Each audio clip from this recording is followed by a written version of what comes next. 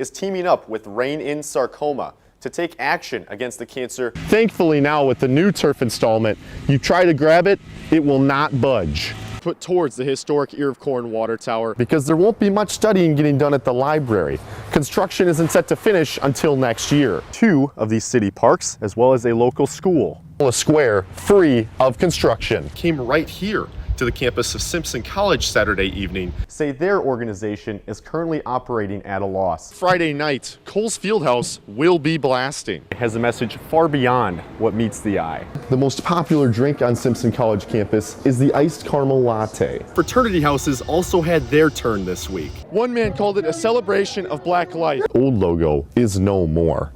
Instead, the new lightning bolt logo. The first-year dorms weren't the only places on campus, and many say it's the prettiest time of the year. The trucking industry has been taking a bit of a detour lately. Driver numbers are declining and the trucking business demand keeps increasing. Most of the folks that are retiring, you know, they've worked 30, 40 years in it and they're retiring. And there's just not enough young folks to come and replace them. Reimer says that one of the primary issues in recruiting and hiring young drivers is the image surrounding trucking. You know, the image of trucking is probably one of the biggest things. Is, you know, typically people don't think of someone like myself. I've been doing it 25 years. I've been very successful.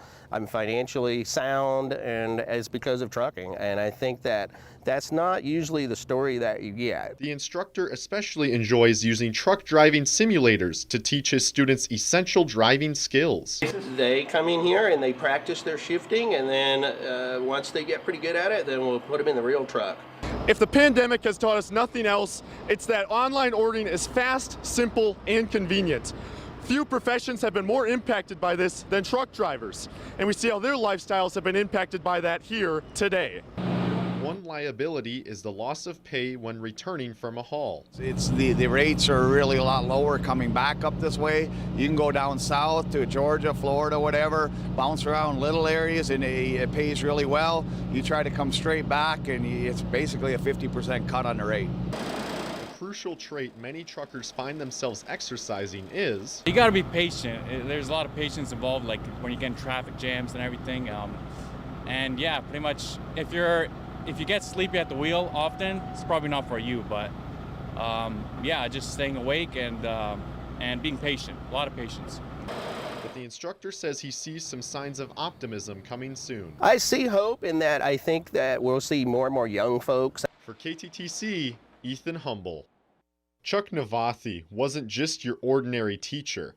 He was the legend. His dedication to their education, their furthering and getting into college if they wanted to, playing sports and they wanted to, and having access to so many things, his students all just started calling him the legend. Chuck passed away from sarcoma cancer in January of 2019.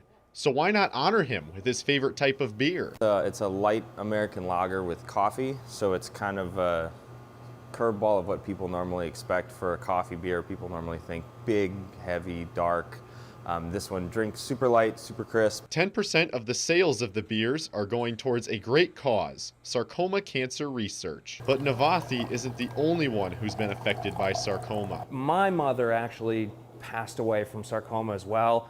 Long time ago. I was about 1.5, so I didn't really have a chance to get to know her. And for us to be able to have a part to help raise some funds for it was a super simple decision for us. Janelle Calhoun works with Rein in Sarcoma, a resource dedicated to educating the public and funding research directed towards developing new treatments and finding a cure for sarcoma cancers. It's connective tissue cancers. There's about 70 different subtypes, 20 different bone, 50 different soft tissue, and their genetic makeup is all just a little bit different. Another challenge sarcoma presents is the rarity by which the cases are brought forth. Primary care providers, they might see one in their entire lifetime. And so it's not a priority all the time. And a lot of times these lumps, these bumps, these bruises, they don't all present the same way. And Calhoun says catching the cancer earlier significantly helps the chances of survival. If we can catch a sarcoma when it's the size of a golf ball, the chances of survivorship are much higher. The partnership's next event will be the running of its Ninja Anywhere timed obstacle course on August 15th from noon to 5. The American Ninja Warrior themed course hopes to raise $20,000 for sarcoma cancer research in Rochester. Bust out your long sleeve jerseys, wool caps, and canvas shoes because it's time for baseball, 1860 style. The Roosters Baseball Club of Rochester's goal is to bring history alive with depictions of baseball as it was traditionally played. So we're playing old-time baseball. So it's base and then ball, two separate words. So different type of rules from what we play now in the 21st century. So it'll be fun today. Saturday's game was put on to recreate the Roosters' first contest 25 years ago, where they took on the area's local media outlets, including KTTC and Fox 47 News. I love baseball. I've always loved baseball. As I learned about the Roosters and learned about how they go through creating the history from the game, it just was a natural fit for me, and it helped me to do research, learn more about the game and how it was played. Gaskell served as the umpire and said that he will be fining players and fans a quarter for every violation they commit during the 1860s themed game. I'll be settling any disputes that might happen on the bases. I'll be taking care to educate the spectators, and if they get unruly, I'll be fining them appropriately. But it's to make sure everyone has a good time. We want to educate, entertain, and have some fun. Speaking of which, are those shorts you're wearing in violation of the dress code, Nick?